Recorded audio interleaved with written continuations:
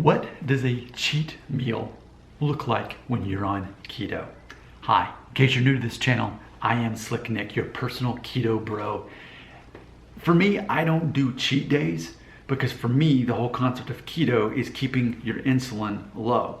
And for me specifically, I choose not to consume more than 25 to 50 grams of carbohydrates in a day. So for me to cheat means I'm going above 50, which means my insulin is going to be spiking, which means I'm going to be storing fat. And for me, I can't appreciate or enjoy that.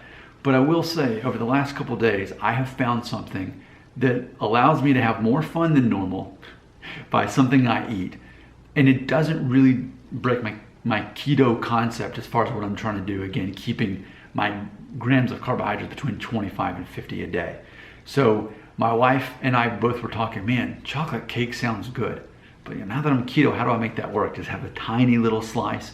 Because for me, usually my carbohydrates are mainly going to be a half of a sweet potato that I share with my wife, and then about a quarter of a cup of blueberries that I put in my Greek yogurt. So that's pretty much going to max me out on my 25 to 50 grams.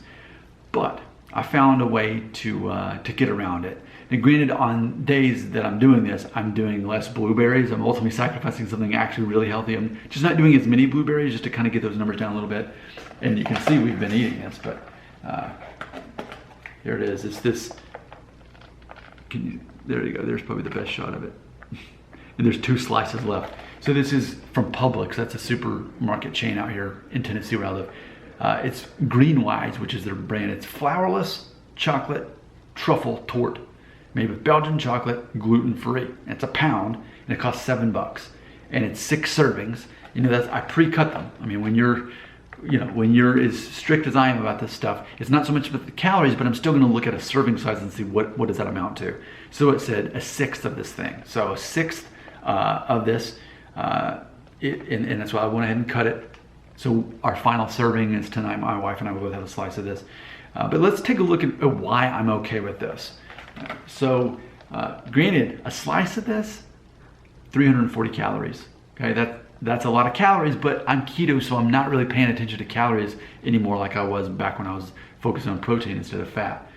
So speaking of fat, a serving of this, a slice, you saw the size of it, pretty small, but it's very rich because it's 23 grams of fat in that, 5 grams of protein, but 30 grams of carbohydrates, 30, and 25 of that being actual sugar. So that's a lot of carbohydrates, but again, all I'm really focusing on these days is keeping it less than 50 a day. So I figured even with the half of a medium or small size sweet potato, half of that, plus a couple of blueberries in the yogurt, which actually, now that I think, when I'm doing this, I'm so full that I don't even eat my yogurt. So that's in itself cutting out, because I might actually be lower on my grams of carbohydrates the days that I've had a slice of this.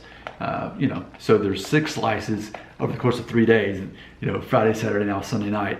But this just doesn't bother me. Now, again, granted, having and there's a separate video for it, but when I have my Greek yogurt, that's pretty much a daily thing. But I am just sort of also keeping, for me, it's a matter of, I don't count calories, but I am gauging this all on, do I feel full?